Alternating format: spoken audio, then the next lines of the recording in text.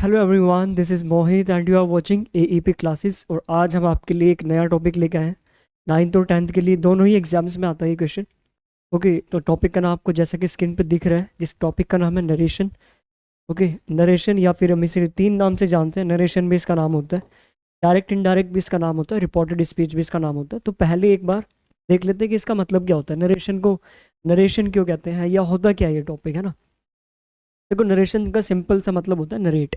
तो जो narration word है वो नरेट से बना है। ठीक है। अच्छा, एक चीज़ और बता देता हूँ कि हम इसमें सारी चीज़ें कवर करने वाले हैं। आपके टाइप्स ऑफ सेंटेंस होते क्या है, ठीक है, टाइप्स ऑफ सेंटेंस कितने होते हैं, और इसमें चेंज टेंस कैसे चेंज करते हैं। तो मतलब सारी चीज़ें इसमें कवर हो जाएंगी आज। अगर आपको ये टॉपिक नहीं समझ में आता और इजी वे भी देखेंगे कि आपने पेपर देखा और टिक आंसर टिक किया। ठीक है, इस ये भी चीज़ें बताएंगे लास्ट में। एक बहुत ही ईजी तरीका होता है, रूल्स वगैरह की ज़रूरत नहीं है। बस थोड़ा सा आपको चीज़ें लॉजिक लगाने होंगे तो आप इजीली कर सकते हैं वो भी। ठीक है, तो एग्जाम्पल्स देखेंगे, फिर हम आपके जो एग्जाम्स ओरिएंटेड क्वेश्चंस हैं, जैसे आपके एग्जाम्स में ऐसे क्वेश्चंस आते हैं या इनके ऑप्शन भी आ जाते हैं। सपोज यहाँ पर है तो इसका ऑप्शन आ जाएगा ए बी सी और डी। ओके, तो ऑप्शन के बेस पे भी आंसर आते हैं और वैसे भी डायरेक्ट भी आ जाता है। तो दोनों तरीके से हम करने वाले हैं। ओके, तो ये सारे सेंटेंस होंगे इसमें। तो लेट्स गेट स्टार्टेड। पहले देख लेते हैं कि नरेशन होता क्या है। जैसे कि मैंने आपको बताया कि नरेशन जो बना है वो नरेट से बना है। और नरेट का मतलब होता है किसी की बात को बताना। आप नरेशन का सिंपल सा ये मतलब समझ सकते हैं, जब आप किसी की बात को बताते हैं तो उसे ही हम नरेशन कहते हैं। ठीक है, किसी की बात को बताने के दो तरीके होते हैं, एक होता है डायरेक्ट मेथड और एक होता है इनडायरेक्ट मेथड। यानी कि होता है, एक होती है डायरेक्ट स्पीच, यानी कि आप जाके जिसने जो बोला है आप उसे एज इट इज जाके बता दें। जो उसने बोला है ना, वो एज इट इज बता रहे हैं आप, उसके जो वर्ड थे वो आपने उसे एज इट इज बताए। जैसे सर ने कहा कि मैं कल नहीं पढ़ाऊंगा, sir said to me I will not teach tomorrow.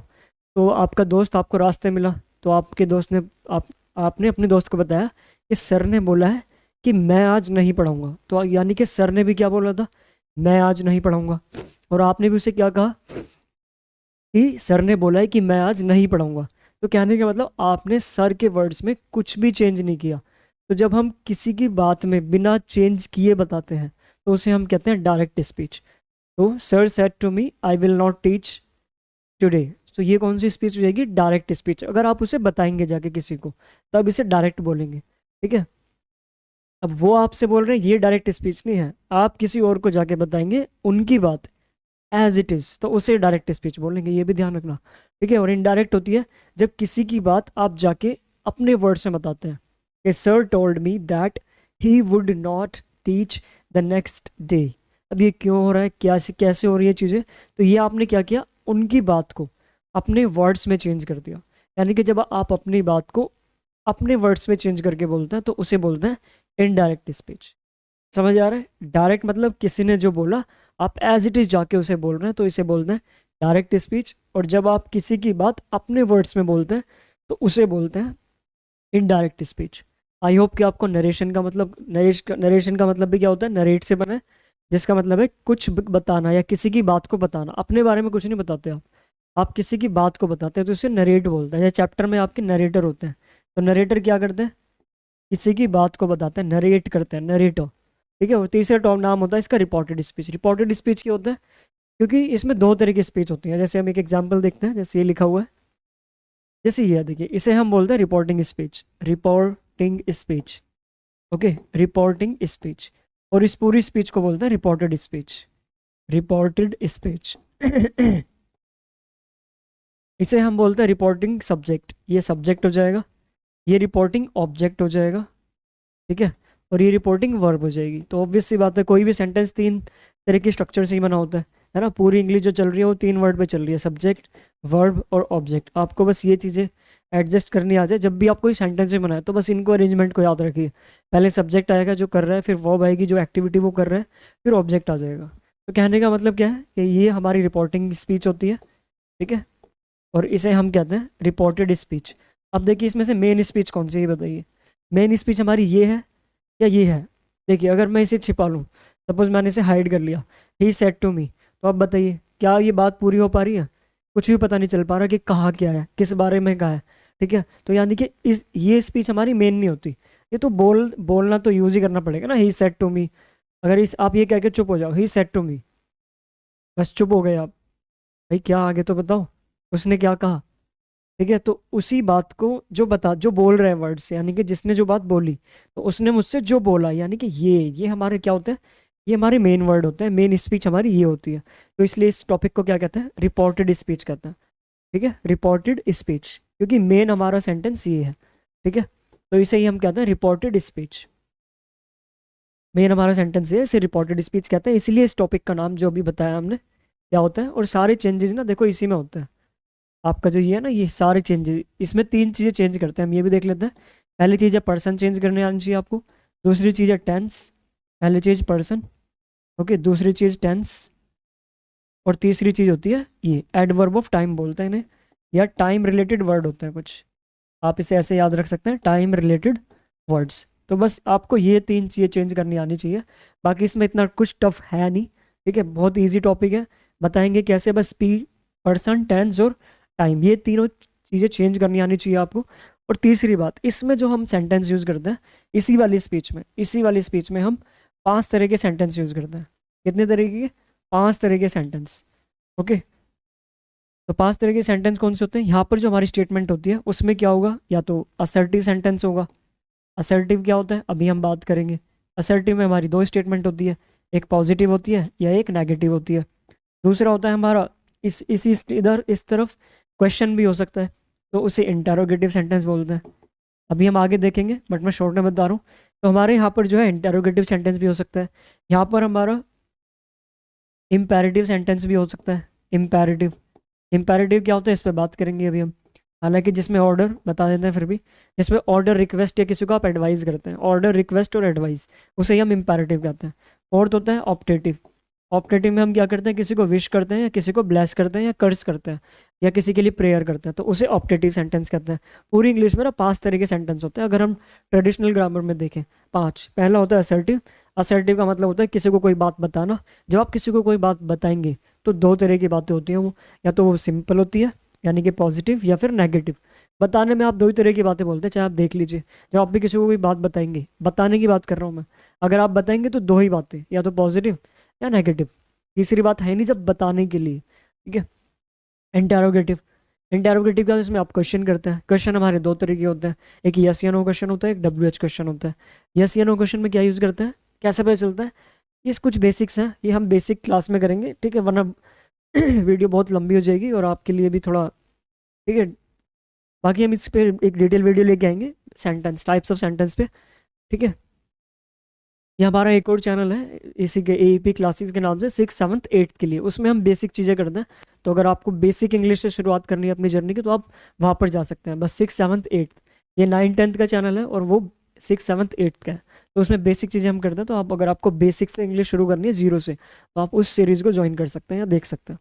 आगे चलते हैं, ऑप्टेटिव। ऑप्टेटिव हो गया, इसके बाद होता है हमारा एक्सक्लेमेटरी। एक्सक्लेमेटरी का होता है जो सडन फीलिंग को शो करता है। ठीक है, जैसे आप रोड पे जा रहे हैं और गोबर पड़ा है, तो पैर सन जाए, क्या निकलेगा मुंह से, शिट, या ओ शिट, ओ शिट निकलेगा ना, ओ।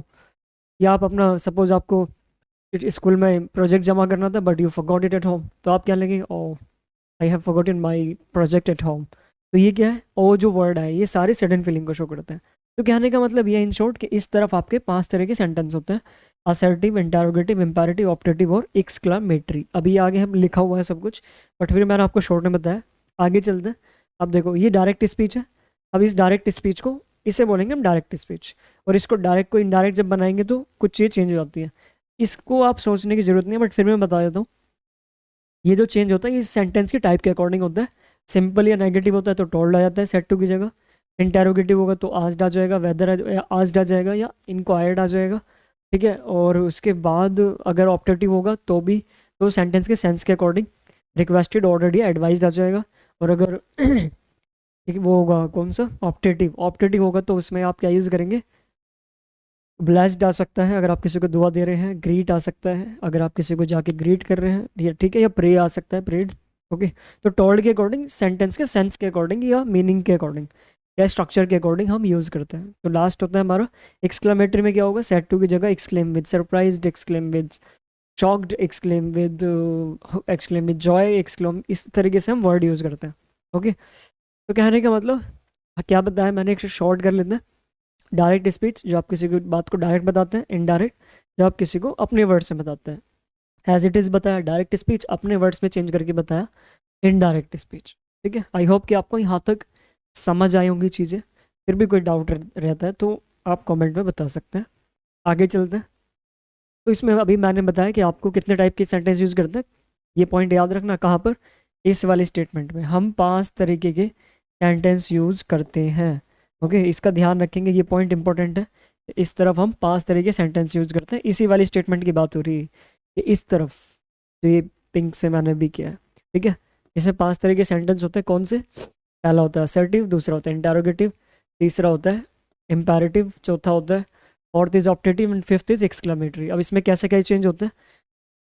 ठीक है, सेड का सैड हो जाएगा, सेड टू का टोल्ड हो जाएगा, इन्वर्टेड कॉमा की जगह दैट आ जाता है। यस या नो क्वेश्चन होगा तो सेड या सेड टू का आस्क्ड हो जाएगा, और इन्वर्टेड कॉमा की जगह इफ या वेदर आ जाएगा। तो डब्ल्यू एच क्वेश्चन होगा तो सेड या सेड टू का आस्क्ड हो जाएगा और या इंक्वायर्ड हो जाएगा, और इन्वर्टेड कॉमा की जगह क्या आ जाएगा?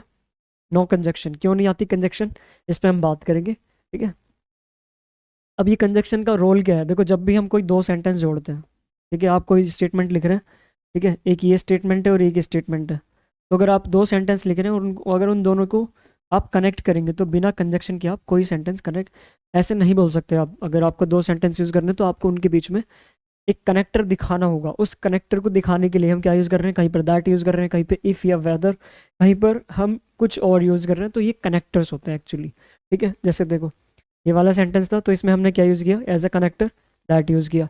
यहाँ पर इफ़ या वेदर भी आ सकता है, कब? जब इंटरोगेटिव होगा। यहाँ पर टू भी आ सकता है इन्वर्टेड कॉमा की जगह जब इम्पेरेटिव होगा। यहाँ पर दैट भी आ सकता है जब एक्सक्लेमेटरी होगा। ओके, आई होप कि आपको चीज़ें समझ में आ रही होंगी। ठीक है, आगे चलते हैं। तो इम्पेरेटिव होगा तो सेड या सेड टू का अकॉर्डिंग टू सेंटेंस के सेंस के अकॉर्डिंग ऑर्डर्ड, रिक्वेस्टेड या एडवाइज्ड में हो जाएगा। ठीक है, ऑर्डर्ड, रिक्वेस्टेड या एडवाइज्ड में। ओके, फोर्थ इज सेंटेंस होते क्या है? असर्टिव बताया, सिंपल, नेगेटिव, इंटरोगेटिव क्वेश्चन। जब भी आप क्वेश्चन करेंगे दो तरह के क्वेश्चन होते हैं, एक होता है यस या नो, एक होता है डब्ल्यू एच क्वेश्चन। यस या नो में क्या होता है? क्या शुरू में आता है, या फिर इंग्लिश में हम बात करें तो हेल्पिंग वर्ब शुरू में आती है। ठीक है, और फिर होता है इम्पेरेटिव। इम्पेरेटिव हम किसी को ऑर्डर, रिक्वेस्ट या एडवाइस करेंगे तो उसे इम्पेरेटिव बोलते हैं। ठीक है, ऑप्टेटिव जो इसमें हम किसी को विश, डिज़ायर या होप या प्रेयर या कर्ज को शो करते हैं। ठीक है, जैसे he said may God bless you, उसने कहा कि भगवान आपको दुआ आशीर्वाद दे, भगवान आपको, ठीक है, अच्छा ध्यान रखे आपका, मतलब may peace prevail on earth, हर जगह शांति हो अर्थ पे। नया साल आपके जीवन में बहुत सारी खुशियाँ लाए, दिवाली आ रही है तो दिवाली आपके जीवन में बहुत सारी क्या लेके आए? खुशियाँ, पीस, प्रोस्पेरिटी, हैप्पीनेस, ठीक है, हेल्थ, वेल्थ एंड एवरीथिंग। तो इसमें हमने क्या बात? फिफ्थ है हमारा एक्सक्लेमेटरी। एक्सक्लेमेटरी क्या होता है? सडन फीलिंग को शो करता है, अचानक जो मुंह से वर्ड निकलते हैं। इसमें क्या क्या होता है? ओ होता है, ओ, एलास, हाय, क्या हो गई, समथिंग जैसे। ठीक है, एलास, हुर्रे, फाय। ठीक है, फाय भी क्या होता है? एक्सक्लेमेट डिस्कस, छी, छी कितना गंदा, मतलब छी छी बोलते हैं ना, फाय। ब्रावो होता है उसके लिए, अगर जब कोई अच्छा काम करता है। एक्सक्लेम विद अपलॉड, तारीफ करने के लिए। तो कहने का मतलब 5 तरह के सेंटेंस होते हैं। अब हम चलते हैं आगे, इसमें टेंस कैसे चेंज करते हैं।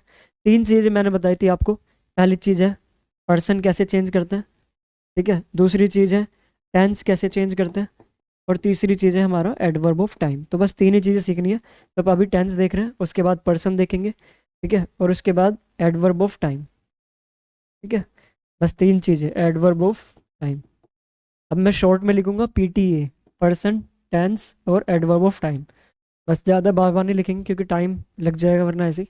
प्रेजेंट डेफिनेट किस में हो जाता है? आपको ये कुछ याद नहीं रखना, ये सब ट्रेडिशनल वर्ड याद नहीं रखने, आपको याद रखना है ये V1 और V5 किस में चेंज हो जाती है?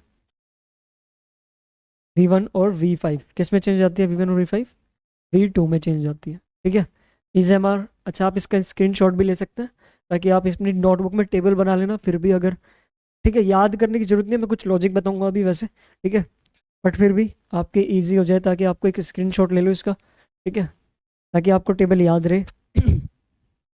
ओके, पॉज करके, आई होप। चलिए आगे चलते हैं। तो अब सबसे पहले होता है V1 या V5। क्या होता है? V1 या V5 किस में चेंज हो जाती है? V2 में चेंज हो जाती है। कैसे चेंज हो रही है अभी हम इससे बात करेंगे। ठीक है, इज़ किस में हो जाता है? वॉज वर्ब में हो जाता है। ठीक है, हैज़ हैव किस में हो जाता है? हैड V3 में हो जाता है। हैज़ हैव बीन किस में हो जाएगा? हैड। ये कुछ इतना याद नहीं रखना है, ठीक है, कुछ बेसिक बातें याद रखनी है बस, थोड़ा सा, ज़्यादा नहीं। V2 किस में हो जाती है, हैड के साथ V3 में हो जाती है। वॉजर किस में हो जाता है, हैड बीन में चेंज हो जाता है। हैड V3 किस में चेंज हो जाती है, हैड V3 नो चेंज होती है। क्यों चेंज नहीं होती, देखिए सबकी रीज़न है, हम क्यों बदल रहे हैं। आपको रीज़न जानना है तो मैं इस पर एक अलग वीडियो बनाऊंगा, क्योंकि रीज़न बताने के लिए ना बहुत लंबी हो जाएगी वीडियो। अभी हम सिर्फ आपके एग्जाम को टैकल करके कर रहे हैं वैसे, ठीक है।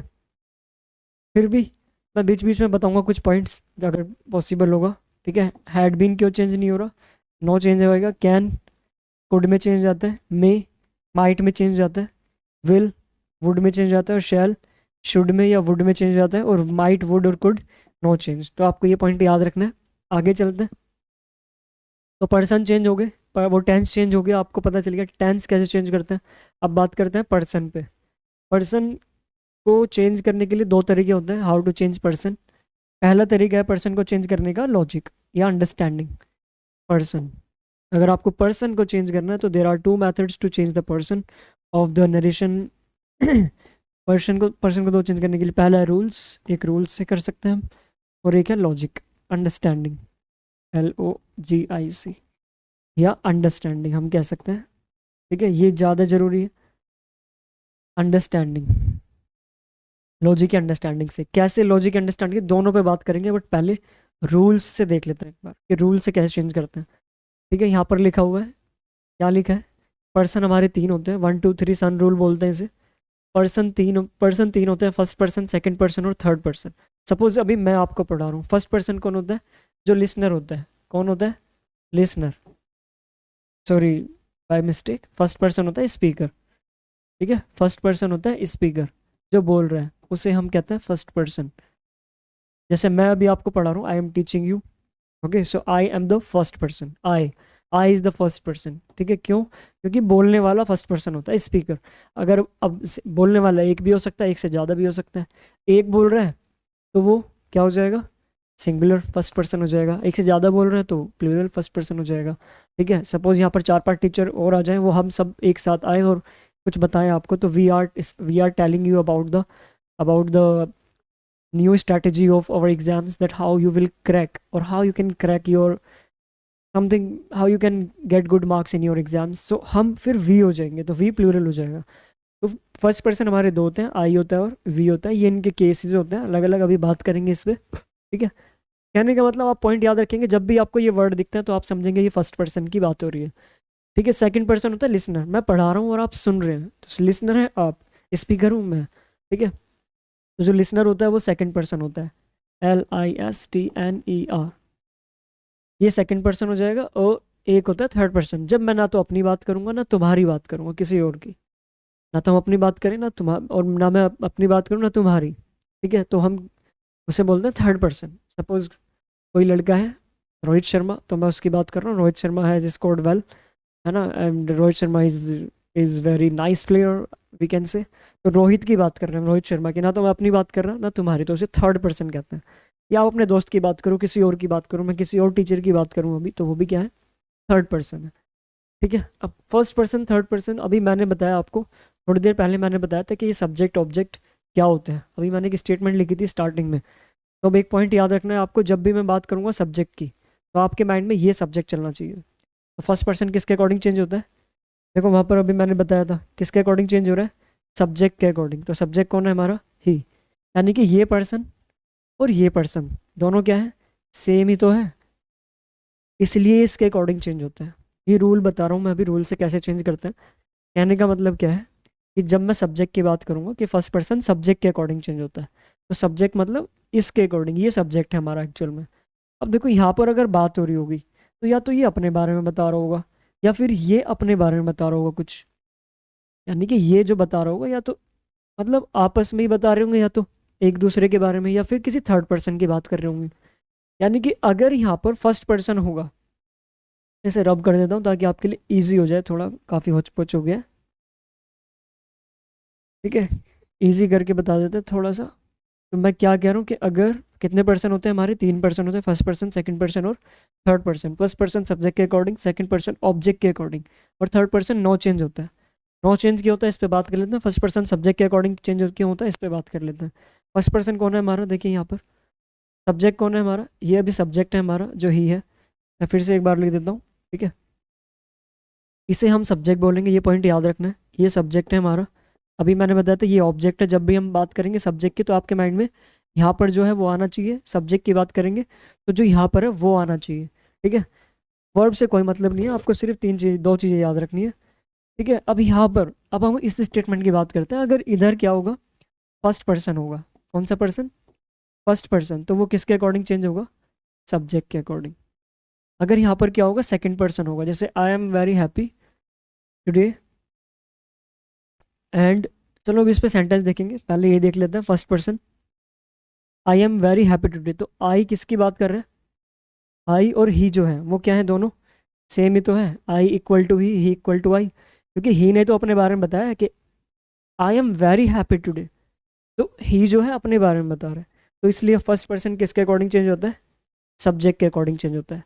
एक एक और एग्जांपल देख लें। जैसे मैंने लिखा कि, थोड़ा सा मैं लिख रहा हूँ आपको इसलिए थोड़ा सा समझने की कोशिश करना। जैसे मैंने कहा ही सेड टू मी, उसने मुझसे कहा I have, I will not, I will not go with you today, with you today. अब देखो, अब आई will not go with you today. अब देखो यहाँ पर कितने पर्सन है, एक ही पर्सन ये है और एक पर्सन कौन है, यू है, ठीक है। अब ये कौन सा पर्सन है, ये फर्स्ट पर्सन है। क्यों, आई और बताया था अभी, फर्स्ट पर्सन किसके अकॉर्डिंग चेंज होगा, ही के अकॉर्डिंग। क्यों, क्योंकि आई और ही जो है वो दोनों सेम ही तो है, इसलिए हम फर्स्ट पर्सन को सब्जेक्ट के अकॉर्डिंग चेंज करते हैं। और जो सेकंड पर्सन होता है, जो मी है, जो मी है और यू है, ये दोनों एक ही पर्सन तो है। अगर देखें आप, लॉजिक लगाएं थोड़ा, देखिए आई will not go with you, तो यू और मी क्या है, एक ही सेम पर्सन है। इसलिए जो सेकंड पर्सन होता है वो किसके अकॉर्डिंग चेंज होता है, ऑब्जेक्ट के अकॉर्डिंग चेंज होता है। और अगर यहाँ पर होता आई will not go with, suppose मैं यहाँ पर लिख दूँ हिम लिख दूँ अगर मैं, ठीक है, आई will not go with him. अब देखिए ना तो हिम जो है वो ये है और ना ही जो हिम है वो ये है। हिम कौन है, जब ना तो ये हो और ना इसकी बात हो रही हो, तो इसे हम कहते हैं फिर थर्ड पर्सन। और थर्ड पर्सन को हम चेंज नहीं करते हैं, नो चेंज। तो यही रीज़न होता है कि हम फर्स्ट पर्सन को किसके अकॉर्डिंग चेंज करते हैं, फर्स्ट पर्सन होगा तो सब्जेक्ट के अकॉर्डिंग, ठीक है। सेकंड पर्सन होगा तो ऑब्जेक्ट के अकॉर्डिंग, और जो थर्ड पर्सन होगा वो नो चेंज। क्या रीज़न है, इसका रीज़न मैंने आपको बता दिया। क्योंकि जो फर्स्ट पर्सन होता है वो ये वाला पर्सन ही होता है, और जो सेकंड पर्सन आ रहा होता है इधर वो यही वाला पर्सन होता है, ठीक है।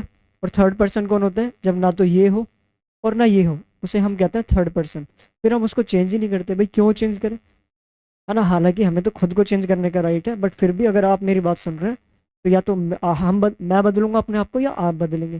थर्ड पर्सन से हमें क्या मतलब है ना, वो अपने आप जैसे भी करना है, तो इसलिए third person no change, no change in third person, because that is not we are talking about, ठीक है। आई होप कि आपको ये समझ आया होगा कि फर्स्ट पर्सन किसके अकॉर्डिंग चेंज होता है, सब्जेक्ट के अकॉर्डिंग, और सेकंड पर्सन किसके अकॉर्डिंग चेंज होता है, ऑब्जेक्ट के अकॉर्डिंग। क्यों हो रहा है उसका रीज़न बता दिया, आगे चलते हैं। अब देखिए आई का हमने क्या लिखा है यहाँ पर, देखिए ये ही लिखा। क्यों, क्योंकि जो आई है और जो ही है ये दोनों सेम ही तो है। सपोज यहाँ पे होता राहुल होता, राहुल सेड टू मी आई, तो राहुल और आई सेम ही तो है। तो जब हम चेंज करेंगे तब भी यहाँ पर ही आएगा। चाहे तो हम राहुल भी लिख सकते हैं। मान लो अगर यहाँ पर राहुल था उस तरफ 1%, राहुल राहुल है तो इंग्लिश क्या कहती है, राहुल। ठीक है हम लिख सकते हैं राहुल, लेकिन राहुल लिखना ग्रामेटिकली इनकरेक्ट है। क्यों, क्योंकि इंग्लिश में repetition is not allowed, no repetition is allowed in English. English में आप किसी वर्ड को बार बार रिपीट नहीं कर सकते। तो ये प्रोनाउन है हमारा, प्रोनाउन की जगह जो वर्ड यूज़ किया है इसे प्रोनाउन कहते हैं, तो इसलिए हमने इसे यूज़ किया है, ठीक है। आई होप कि आपको समझ आया होगा। नहीं समझ आया तो फिर भी आप एक बार फिर से बैक करके देखिए वीडियो आराम से, ठीक है। चलिए आगे चलते हैं।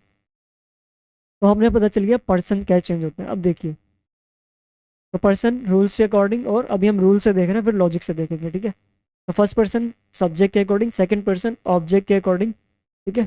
First person subject, second person object, third person no change. क्या रीज़न हमने बता दिया है। आगे चलते हैं। How to change adverb of time, कुछ एडवर्ब ऑफ टाइम होता है, इसे क्या चेंज करते हैं ये देख लेते हैं। ठीक है, अगर दिस होगा तो दैट में हो जाएगा, दीज होगा दोज में, नाउ देन में, टुडे दैट डे में, टुमारो द नेक्स्ट डे या the following day, yesterday the previous day and the last day ago before, दस इस तरीके चेंज करते हैं। अब देखिए कुछ एग्जाम्पल देख लेते हैं। अब क्या क्या रह गया, टेंस हो गए और एडवर्ब ऑफ टाइम हो गई। ठीक है, पर्सन को थोड़ा सा और देखते हैं।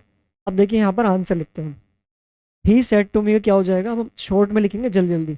ही टोल्ड, सेड टू टोल्ड हो जाएगा, क्यों, क्योंकि स्टेटमेंट हमारी कैसी है, सिंपल या नेगेटिव है।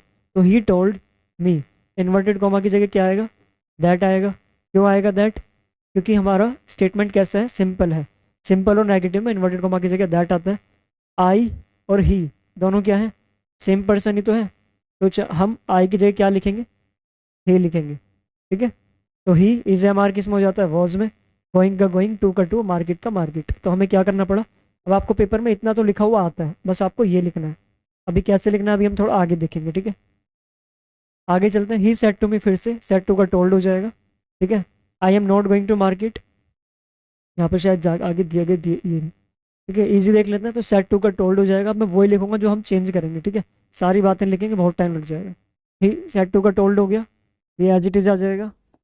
ठीक है, इन्वर्टेड कॉमा की जगह दैट आ जाएगा। आई का क्या हो जाएगा, ही हो जाएगा। क्यों, क्योंकि आई फर्स्ट पर्सन है, सब्जेक्ट के अकॉर्डिंग चेंज हो गया, लॉजिक लगाइए।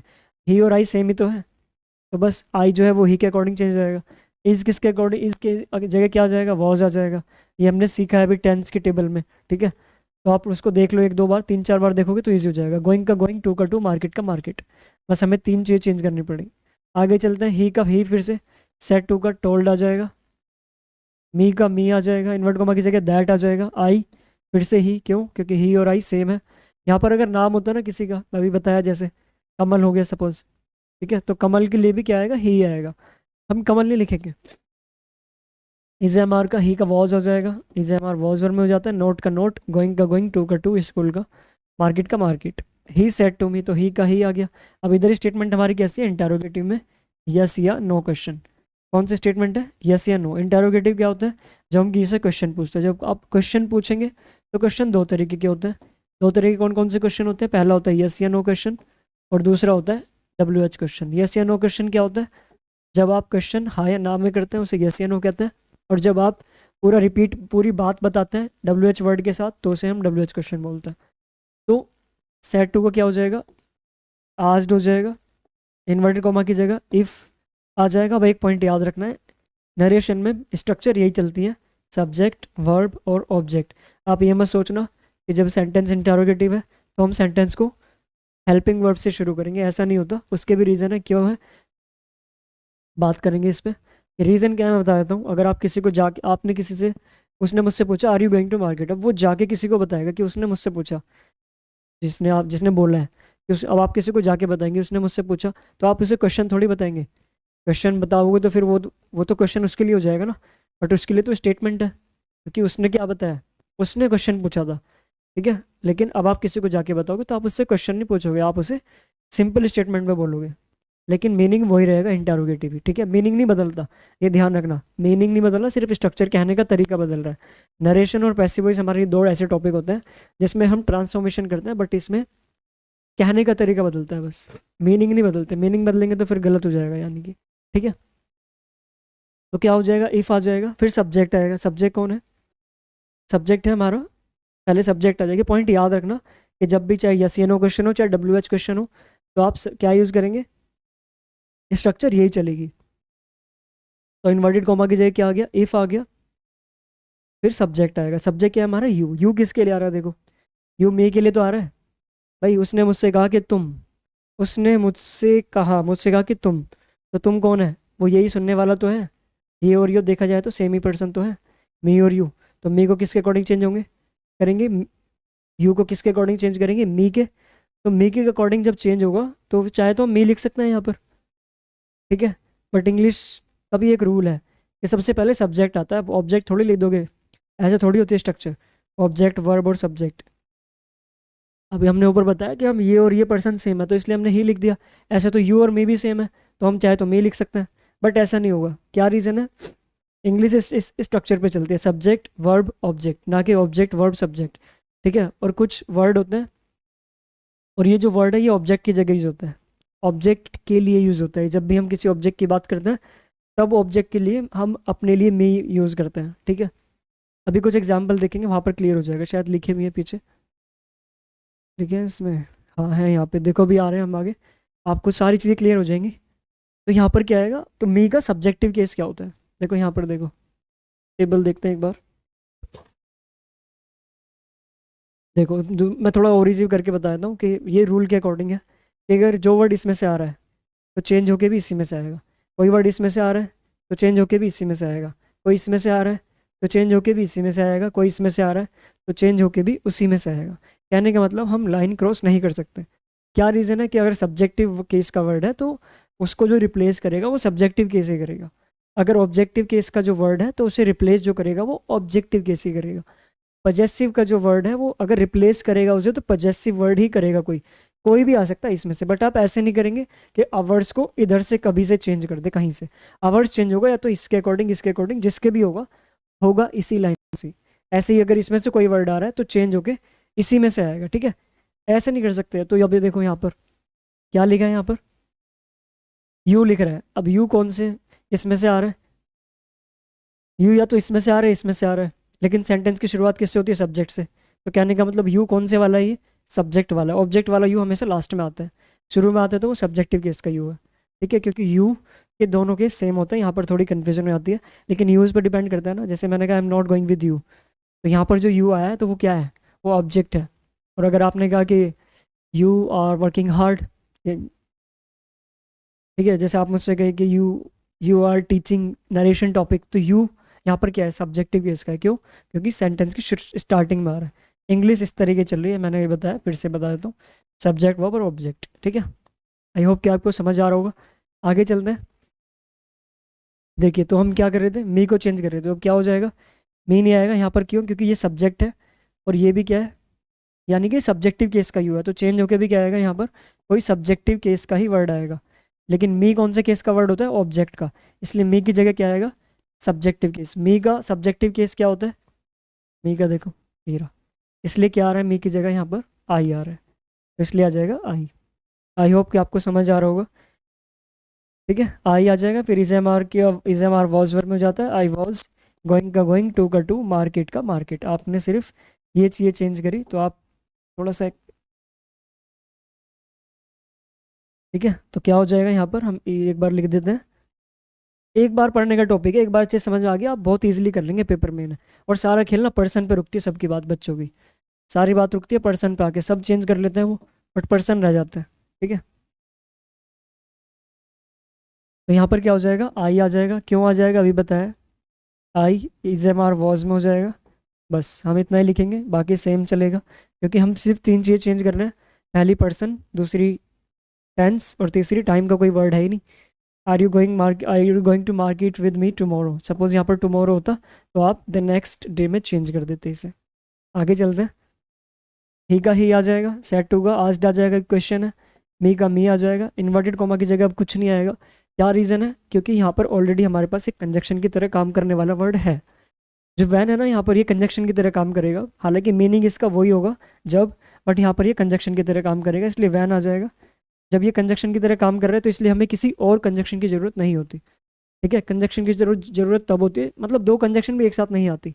आप ऐसे नहीं बोलते I am and but you are coming, कुछ भी बोल रहे हैं आप, एंड बट कैसे आप एक साथ लेंगे, कोई भी कंजक्शन एक साथ नहीं आ सकती। रिपीटेशन तो अलाउड ही नहीं है ना इंग्लिश में, अभी बताया। ठीक है, तो वैन आ जाएगा, फिर सब्जेक्ट आएगा, ये पॉइंट याद रखना, पहले सब्जेक्ट। सब्जेक्ट कौन है, यू। यू किसके लिए आ रहा है, फिर से मी के लिए आ रहा है, बट यहाँ पर यू कौन सा केस है, सब्जेक्टिव। ये कौन सा केस है, ऑब्जेक्टिव। तो मी का सब्जेक्टिव केस क्या होगा, आई होगा, इसलिए आई आ रहा है। विल का वुड हो जाएगा, गो का गो, टू का टू, मार्केट का मार्केट। आई होप कि आपको चीज़ें समझ में आ रही होंगी बहुत अच्छे से। ठीक है, तो विल का क्या हो जाएगा, वुड हो जाएगा, और गो का गो, टू का टू, मार्केट का मार्केट। वही लिख रहे हैं जो हम चेंज कर रहे हैं। इसे कैसे चेंज करेंगे, यहाँ पर लिख देते हैं इसे। ठीक है, तो इसका क्या हो जाएगा, ही सेड टू मी। अब यहाँ पर क्या है, डोंट, डोंट हो जाता है नॉट टू में, अभी बताया था पीछे, आप देख लेना। ठीक है, डोंट नॉट टू में हो जाता है तो ही का ही आ गया, सेट टू का। अब डोंट गो, ही, अब उसने ऑर्डर ही तो किया होगा, don't go to market today. ठीक है, ही ऑर्डर्ड या एडवाइस भी आ सकता है, ही एडवाइज्ड, चलो एडवाइज्ड ही आएगा वैसे। ठीक है, तो ही एडवाइज्ड आ जाएगा, ही एडवाइज्ड। सेंटेंस के सेंस के अकॉर्डिंग क्या आ जाएगा, सेट टू को हमने इसके अकॉर्डिंग चेंज किया। यहाँ पर रिक्वेस्ट होता तो आप प्लीज़ होता तो request please don't go to market, फिर प्लीज़ होता तो फिर रिक्वेस्टेड आ जाता, ही रिक्वेस्टेड मी, फिर he advised me not to go to market today. I hope कि आपको समझ में आ रही होंगी चीज़ें। इसे देख लेते हैं। अब देखो यहाँ पर दोनों पर्सन है, पर्सन को ही चेंज करेंगे अब, आपके लिए मेन कंसर्न पर्सन ही है। देखो यू किसके लिए आ रहा है, मी के लिए। ठीक है, सेंटेंस किससे शुरू हो रहा है, किससे शुरू हो रहा है सेंटेंस, सब्जेक्ट से होता है, तो मी का सब्जेक्टिव केस क्या हो जाएगा, आई हो जाएगा। इज एम आर वॉज में हो जाएगा, नोट का नोट, कमिंग का कमिंग, विद का विद। फिर से मी आ रहा है, मी किसके लिए आ रहा है, फर्स्ट पर्सन है, सब्जेक्ट के लिए आ रहा है। ठीक है, अब चाहे तो हम यहाँ पर ही लिख सकते हैं, विद, क्योंकि ये और ये मतलब ये जो वर्ड आया ये किसके लिए आया, ही के लिए तो आया है। उसने तो बोला कि मुझे, you are not going with me, कि तुम मेरे साथ नहीं जाओगे, तो ही, ये जो वर्ड है दोनों एक ही पर्सन के लिए आ रहे हैं, तो मी किसके अकॉर्डिंग चेंज हो जाएगा, ही के अकॉर्डिंग। अब चाहे तो हम यहाँ पर ही लिख सकते हैं, बट ये कौन सा केस है, ये ऑब्जेक्टिव केस है, और ही कौन सा केस है, ही सब्जेक्टिव केस का वर्ड है, तो इसलिए गलत हो जाएगा। ही का जो ऑब्जेक्टिव केस का वर्ड होता है वो क्या होता है, हिम होता है। पॉइंट ऐसे आप याद रख सकते हैं, आप अपने लॉजिक के थ्रू भी कर सकते हैं चीज़ों को, अगर आपको ठीक लगे। आगे चलते हैं, आई होप कि आपको समझ में आया होगा। फिर से बता देता हूँ एक बार, यूज सेकंड पर्सन है, ऑब्जेक्ट के अकॉर्डिंग चेंज होगा। यहाँ पर हम चाहते तो मी लिख सकते थे, लेकिन मी जो है वो ऑब्जेक्टिव केस का वर्ड होता है, और जो यू है वो सब्जेक्टिव का है। ठीक है, तो इसलिए मी का सब्जेक्टिव केस आई होगा, इसलिए मी नहीं आएगा। सेट टू का आस्क्ड आ गया, मी का मी आ गया, वाई का वाई आ गया। अब आप बताइए आई आएगा या मी आएगा। पहले तो देखो सेकंड पर्सन है, ऑब्जेक्ट के अकॉर्डिंग होगा, तो या तो आई आएगा या मी आएगा। फिर हमें पता है कि सेंटेंस की शुरुआत हमें सब्जेक्ट से होती है, तो सब्जेक्ट कौन है, आई, तो इसलिए क्या होगा, आई होगा, मी नहीं आएगा। डिड नॉट किस में हो जाएगा, हैड नॉट में हो जाएगा, टेकन का टेकन। हिम, अब देखो हिम कौन सा पर्सन है, कौन सा पर्सन है, थर्ड पर्सन है, तो इसलिए नो चेंज। यहाँ पर तो सोचना ही नहीं है कुछ, जब थर्ड पर्सन है फिर हम ही को सोचे ही क्यों, जब थर्ड पर्सन तो चेंज ही नहीं होता है, तो इसलिए नो चेंज। विद का विद आ जाएगा, यू। अब यू को फिर से दिक्कत हो जाएगी, यू को देखो, पहले आप ट्राई करिए और अपना आंसर मैच करिए। ठीक है, आप ट्राई करिए एक बार, फिर मैच करना कि आपका आंसर क्या है। तो देखो पॉज करिए वीडियो को और मैच करना भी, ठीक है, क्योंकि मेरे बताने से नहीं, आप पे करने से चीज़ें आएंगी। ठीक है, बताने से अगर आ रही होती है तो पता नहीं हम पूरा दिन यूट्यूब पे बैठ के सारी चीज़ सुन रहे होते और हो जाती, बट लेकिन खुद जब तक आप नहीं करेंगे तब तक चीज़ें नहीं आएंगी। ठीक है, क्योंकि एक्शन, कर्म प्रधान, एक्शन दैट मैटर्स, आपका करना ही मैटर करता है।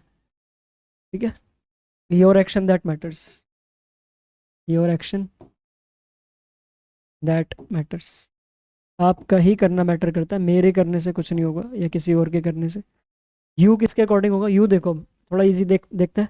अब देखो पहले यहाँ पर यू कौन सा पर्सन है, सेकंड पर्सन है, क्योंकि ऑब्जेक्ट अभी हमने ऊपर पढ़ा था, first person, second person, third person, second person है।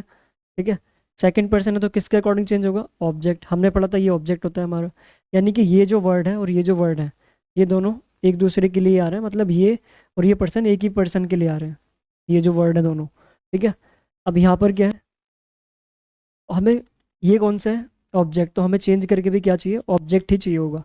ठीक है, लेकिन ऑब्जेक्ट किसके अकॉर्डिंग चाहिए, मी के अकॉर्डिंग, तो मी के अकॉर्डिंग क्या आ जाएगा, देखा जाए तो यहाँ तो दोनों सही है, मी ये भी ऑब्जेक्टिव केस है, ये भी ऑब्जेक्टिव केस है, तो चेंज हो सकते हैं, तो इसलिए मी का मी आ जाएगा, हिम नहीं आएगा, यू नहीं आएगा।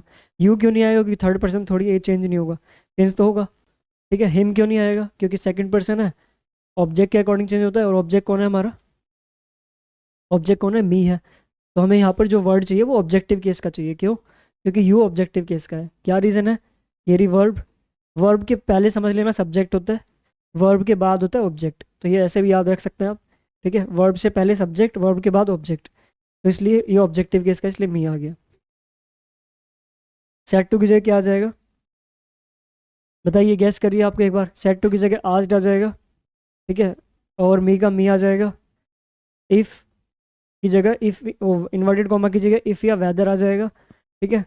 और सेंटेंस सिंपल बनेगा। सिंपल बनेगा, सबसे पहले सब्जेक्ट आएगा आई। अब एक बार ट्राई करिए।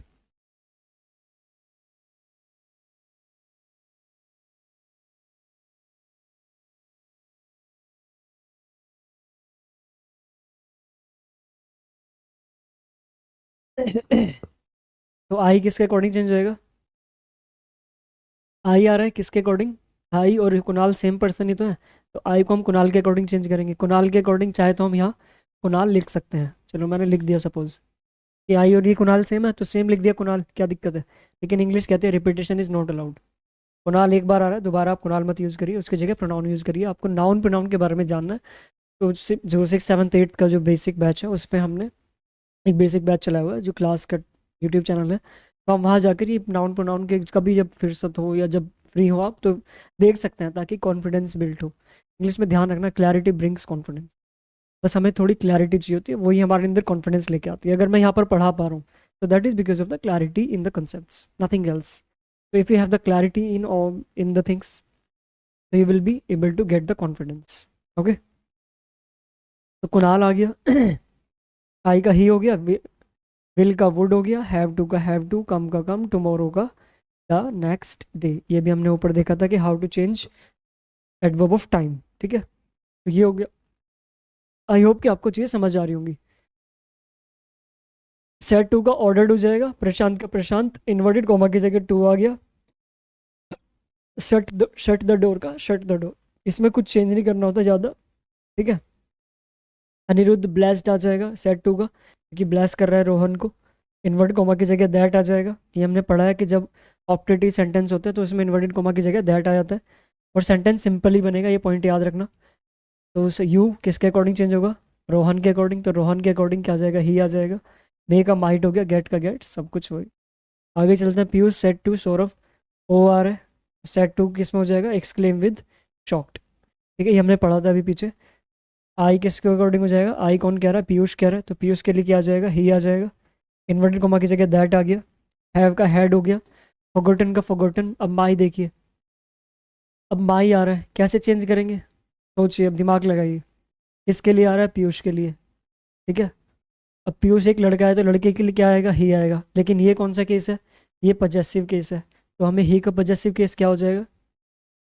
हिज हो जाएगा। इसलिए क्या आ जाएगा यहाँ पर? हिज आ जाएगा। सॉरी, हिज आ जाएगा, ये गलत हो जाएगा। सही ये भी है, ये यहाँ पर हिज आ जाएगा। ट्यूशन का ट्यूशन, नोटबुक का नोटबुक, एट होम का एट होम। अगर आपको माई समझ नहीं आया तो मैं फिर से बता देता हूँ। माई माई किसके लिए आ रहा है? पहले टेबल में देखिए। पहले तो ये समझ लो माई कौन सी लाइन में आ रहा है, देखिए। माई देखो कहाँ है माई, देखो माई का है। ये रहा, यानी कि चेंज होके जो आएगा इसी में से आएगा। अब माई कौन सा पर्सन है? First person. फर्स्ट पर्सन कौन था हमारा? वहाँ पर देखो सेंटेंस में देखना, फर्स्ट पर्सन है पीयूष। तो पीयूष किसके अकॉर्डिंग चेंज होगा? पीयूष आ रहा है तो पीयूष के लिए हम वर्ड क्या यूज़ करेंगे? ही। लेकिन ये तो सब्जेक्टिव केस का है, तो हमें माई का पजेसिव केस का ही का केस चाहिए। तो ही का केस क्या है? हिज आ रहा है। फिर से बता देता हूँ। वहाँ पर माई था तो माई किसके अकॉर्डिंग चेंज होगा? फर्स्ट पर्सन के अकॉर्डिंग। फर्स्ट पर्सन वहाँ पर पीयूष है तो पीयूष के अकॉर्डिंग क्या आएगा? ही आएगा वैसे अगर हम देखें, बट ही तो सब्जेक्टिव केस है। वहाँ पर कौन सा केस था? पजेसिव केस था। तो पजेसिव केस का ही क्या होता है? ही का पजेसिव केस क्या होता है? हिज होता है। इसलिए यहाँ पर हमने क्या लगाया? हिज लगाया। आई होप आपको समझ में आए होंगे। ये सारा एक बेसिक था जो आपका बेस बना वहाँ से। अब आपके लिए बहुत चीज़ें ईजी होने वाली हैं। अब आप हमें वो पैटर्न करने वाले हैं जो आपके एग्जाम में डायरेक्टली आता है, ठीक है। डायरेक्टली कैसे आता है वो थोड़ा देख लेते हैं। ये सारे क्वेश्चंस आपकी प्रैक्टिस के लिए हैं। अब हम वही चीज़ें लिखेंगे जो चेंज होंगी, सारी चीज़ें नहीं लिखेंगे, ठीक है। अब क्योंकि आपके पास पेपर में इतना टाइम नहीं है कि आप सब कुछ लिखो। अब देखिए, अच्छा इस स्टेटमेंट का मतलब क्या है? इस स्टेटमेंट का मतलब जनरली ये है, अनिल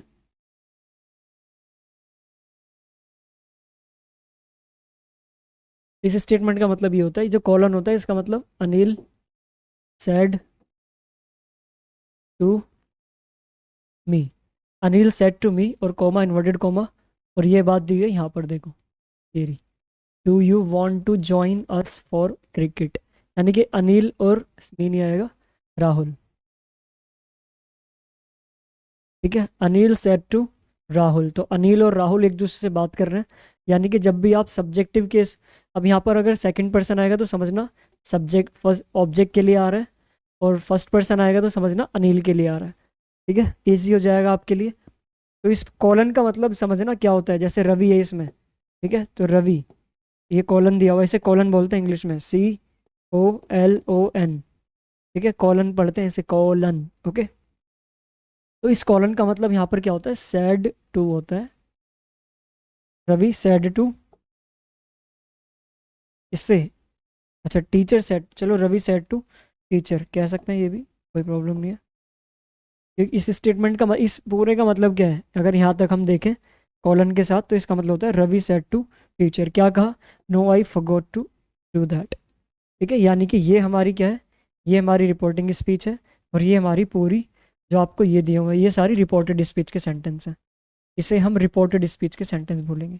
ये पॉइंट याद रखना है ताकि आपके लिए पेपर में इजी हो जाए। ये सब्जेक्ट ऑब्जेक्ट क्या होता है, अब आपको पता है, जब भी सब फर्स्ट पर्सन आएगा तो सब्जेक्ट की बात हो रही होगी, सेकंड पर्सन आएगा तो ऑब्जेक्ट की बात हो रही होगी।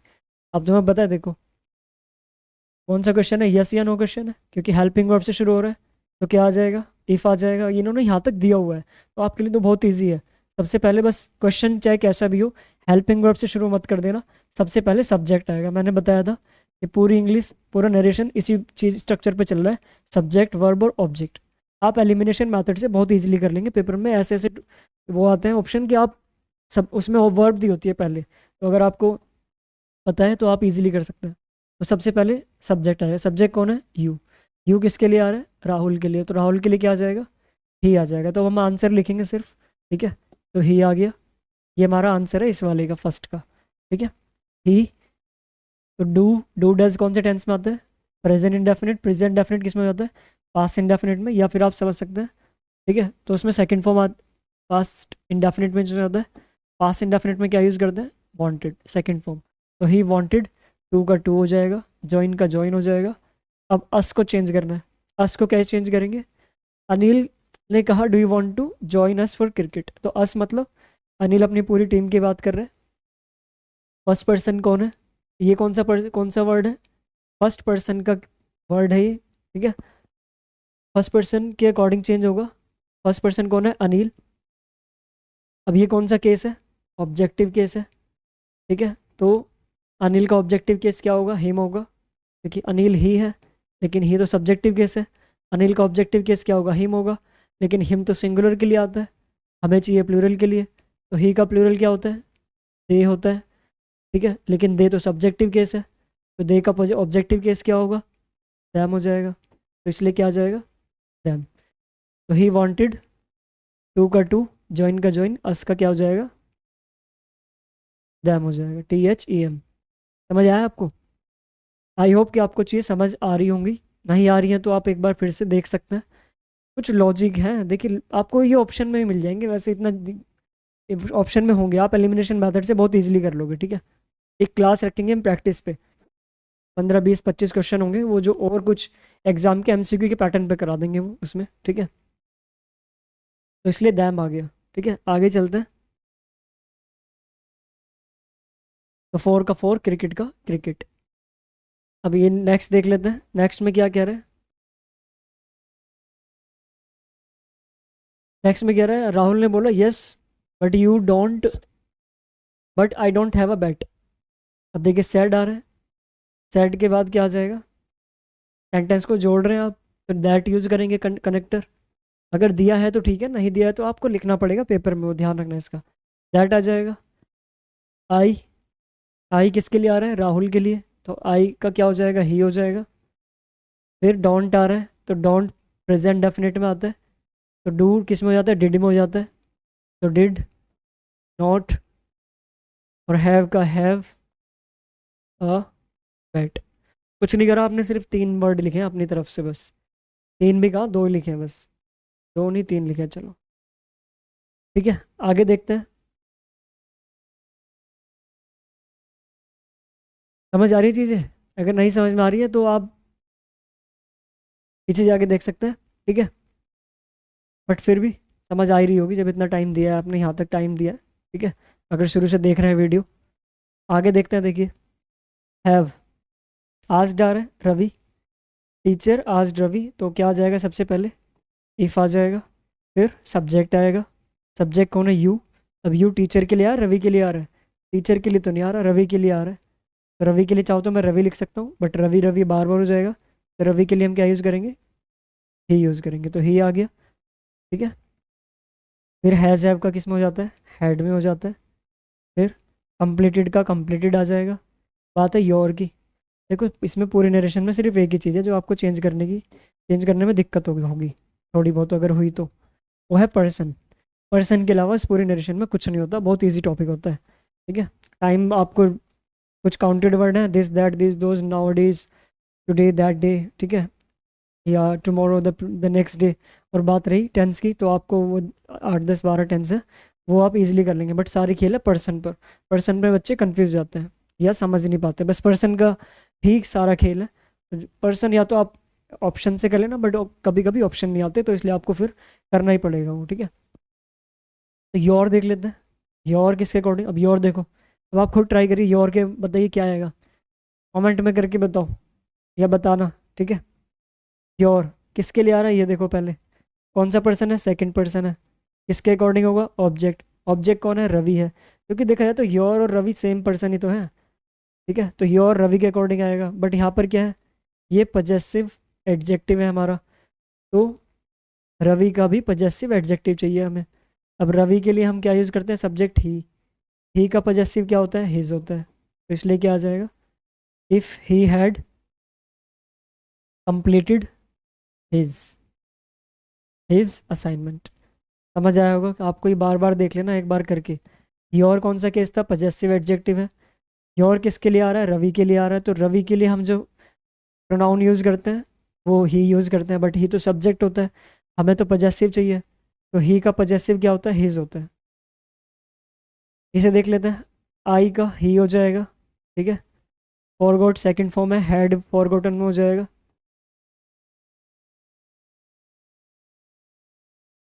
ठीक है। और टू का टू हो जाएगा, डू का डू, इट का इट। आगे चलते हैं। अब आप खुद से ट्राई करते रहिए और मैच करते रहिए, ठीक है, क्योंकि आपको चीज़ समझ में आ चुकी है। अब मैं लिखूंगा नहीं सब कुछ, मैं बस बोलूंगा, ठीक है, जल्दी जल्दी से। तो क्या आ जाएगा? वाई का वाई आ जाएगा। फिर से यू है, यू किसके अकॉर्डिंग होगा? अमन के अकॉर्डिंग। अमन के अकॉर्डिंग क्या आ जाएगा? ही आ जाएगा। ठीक है। फिर is am are was more में हो जाएगा, तो वॉज आ जाएगा। फिर लुकिंग का लुकिंग, सो का सो, टायर्ड का टायर्ड। बस आपको क्या करना था यहाँ पर? ये लिखना था बस, वाई ही वॉज टायर्ड, और कुछ नहीं करना था इसमें, वाई ही वॉज टायर्ड। ठीक है। Doctor do you take your medicine regularly. अच्छा एक और है, आई का क्या हो जाएगा ये तो बता दोगे? आई किसके लिए आ रहा है? अमन के लिए। अमन के लिए क्या लगाएंगे? ही लगाएंगे। इज एम आर का वॉज हो जाएगा, स्टडिंग का स्टडिंग हो जाएगा, लेट नाइट का late night. Do you take your medicine, अभी क्या आ रहा है? कौन सा क्वेश्चन है? यस या नो। तो सबसे पहले तो आप इफ लगाओगे अगर नहीं दिया है। इफ के बाद फिर सब्जेक्ट लगाओगे, सब्जेक्ट यू है। यू किसके लिए आ रहा है? डॉक्टर या पेशेंट? डॉक्टर ने कहा पेशेंट से कि तुम, तो पेशेंट के लिए तो आ रहा है, तो क्या है या शी, कुछ भी लगा दो, पता नहीं है हमें। ही भी सही सही है, शी भी सही है। ठीक है। इफ ही, फिर डू डज आता है प्रेजेंट डेफिनेट में, पास्ट इंडेफिनिट में हो जाएगा। पास्ट इंडेफिनिट में सेकंड फॉर्म आती है, तो टुक हो जाएगा। इफ़ ही टुक योर, फिर से किसके लिए आ रहा है? पेशेंट के लिए। पजेसिव वर्ड है, तो पेशेंट का लिए ही आ रहा है। ही का पजेसिव वर्ड क्या होता है? हिज होता है। ये बार आप टेबल में देख लेना, आप बार बार जो शुरू में करवाई थी ना, ठीक है, वरना टाइम लग जाएगा ज़्यादा, बोरिंग हो जाएगा आपके लिए, वीडियो देख नहीं पाएंगे, फिर आप स्किप करेंगे। ठीक है। एडिड दैट, तो दैट आ जाएगा। ठीक है। दैट कंजक्शन आ गई। आई पेशेंट के लिए आ रहा है, ही हो जाएगा। स्टिल, फील का स्टिल का स्टिल, फील का फेल्ट हो जाएगा। ठीक है। और देख लेते हैं। अब ये खुद से ट्राई करते रहो आप बीच बीच में, ठीक है, और भी मैच करो, फिर ट्राई करो और खुद से मैच करो कि पर्सन में कोई दिक्कत तो नहीं हो रही। मैं बस जल्दी बता रहा हूँ पर्सन अब, ठीक है। अब हम पर्सन पे ही बात करेंगे। रीना आज मीना। इफ़ आ जाएगा, फिर सब्जेक्ट यू, मीना के लिए आ रहा है, तो इफ़ शी। ठीक है। इफ़ शी विल का वुड हो जाएगा। If she would come to, come का कम, टू का टू, माई का माई। देखो माई किसके लिए हो जाएगा? माई आ किसके लिए? रीना के लिए। ठीक है। लेकिन रीना के लिए हम थोड़ी यहाँ पर रीनाज रीनाज बर्थडे पार्टी लिख सकते हैं, लेकिन रिपीटेशन फिर से रीना रीना आ जाएगी। तो रीना के लिए हमारे पास क्या वर्ड है, शी है, लेकिन यहाँ पर कौन सा वर्ड है, पजेसिव। तो शी का पजेसिव क्या हो जाएगा, हर हो जाएगा। तो हर हो जाएगा बर्थडे पार्टी। अब आप पर्सन मैच करेंगे बस आप, ठीक है, सब आप अपने आप करिए, पर्सन देख लेते हैं बस। यू किसके लिए आ रहा है, यू आ रहा है किसके लिए, सन के लिए, तो क्या आ जाएगा, ही आ जाएगा। गोइंग का गोइंग, नाउ का देन में हो जाएगा। आई का ही हो जाएगा। Am was going to the library, ठीक है। Rahul can you lend me your pen, तो पहले इफ आ जाएगा, क्योंकि कौन सा क्वेश्चन है, यस या नो क्वेश्चन है। इफ आ गया, फिर सब्जेक्ट किसके लिए आ रहा है, रोहित के लिए, तो रोहित के लिए क्या आ जाएगा, ही आ जाएगा। कैन का कुड हो जाता है, लैंड का लैंड हो जाएगा। मी का, मी किसके लिए आ रहा है, राहुल के लिए, लेकिन मी कौन सा है, ऑब्जेक्ट है। राहुल क्या है, सब्जेक्ट है। राहुल के लिए क्या आएगा, ही आएगा। ही का ऑब्जेक्टिव क्या होता है, हिम होता है, तो इसलिए क्या आ जाएगा, हिम आ जाएगा। योर किसके लिए आ रहा है, रोहित के लिए। रोहित के लिए प्रोनाउन क्या यूज़ करोगे, ही यूज़ करोगे। ही क्या है, सब्जेक्टिव है, हमें कौन सा चाहिए, पजेसिव। ही का पजेसिव क्या होता है, हिज होता है। तो यहाँ पर मी का हिम आएगा, और ही और योर का हिज आएगा, और आई का ही आ जाएगा। पर्सन लिख रहे हैं बस सब, ठीक है। पर्सन पे ही बच्चों को दिक्कत होती है। आई का, इस वाले में देखते हैं, आई का ही हो जाएगा। डोंट का डिडोंट हो जाएगा, डिड नॉट। हैव का हैव, वन का one. Work, who broke this chair, तो स्टूडेंट, हु का हु आ जाएगा, ठीक है। फिर सब्जेक्ट आएगा। अब इसमें बच्चे कंफ्यूज हो जाते हैं कि ब्रोक के बाद डायरेक्ट ब्रोकन सेकंड फॉर्म आ रही है ना, तो हैड ब्रोकन लिख दे क्या, लेकिन गलत हो जाएगा, पहले सब्जेक्ट आएगा। सब्जेक्ट क्या है, दिस चेयर, ठीक है, और दिस किस में हो जाता है, दैट में, तो that chair, that chair, who, that chair had broken, ठीक है। आई होप आपको समझ आया होगा। सर आई डोंट नो, आई किस में हो जाएगा, ही में हो जाएगा, पहले दैट लगाएंगे, कंजक्शन। अब ये लगा लेना चीज़ें जो मैं मिस कर रहा हूँ। ही, डिड डू नॉट का डिड नॉट आएगा, नो का नो आ जाएगा। Friend did you watch the movie yesterday, तो सबसे पहले क्या आएगा, इफ़ आ जाएगा, ठीक है। इफ़ आ जाएगा, इफ़ के साथ क्या आएगा, फिर सब्जेक्ट आएगा, क्योंकि हमें पता है यस या नो क्वेश्चन में सबसे पहले सब्जेक्ट लगाते हैं, तो इफ़ आ गया, फिर सब्जेक्ट आ जाएगा। You, he, watch, past indefinite है, वॉच्ड में हो जाएगा, ठीक है। The movie yesterday the previous day, yes it was good, yes it was. अब वॉज में बच्चे रुक, इसमें दिक्कत होगी, इट वॉज में, तो पहले दैट आ जाएगा, फिर इट, फिर इट आ जाएगा। वॉज, वॉज है हमारा सेकंड फॉर्म है, या वॉज वगैरह हैड बीन में चल जाता है, सिंपल छोड़ो, हैड बीन, ठीक है। How far is the railway station from here, इसमें बच्चे गलती करते हैं, देखो क्यों, क्योंकि बच्चे लगा देते हैं हाउ फार का हाउ फार लिख देते हैं, इसके बाद सीधा वॉज लगा देते हैं, बट वो गलत हो जाता है, क्यों, क्योंकि स्ट्रक्चर क्या चलती है, डब्ल्यू एच वर्ड के बाद सब्जेक्ट, पहले सब्जेक्ट हमारे क्या है, द रेलवे स्टेशन, तो हाउ फार, इसमें कोई कंजक्शन नहीं आएगी। हाउ फार, फिर सब्जेक्ट आएगा, the railway station,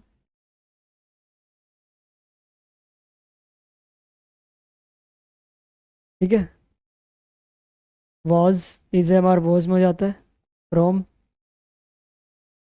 hair. I hope कि आपको समझ आए होंगे।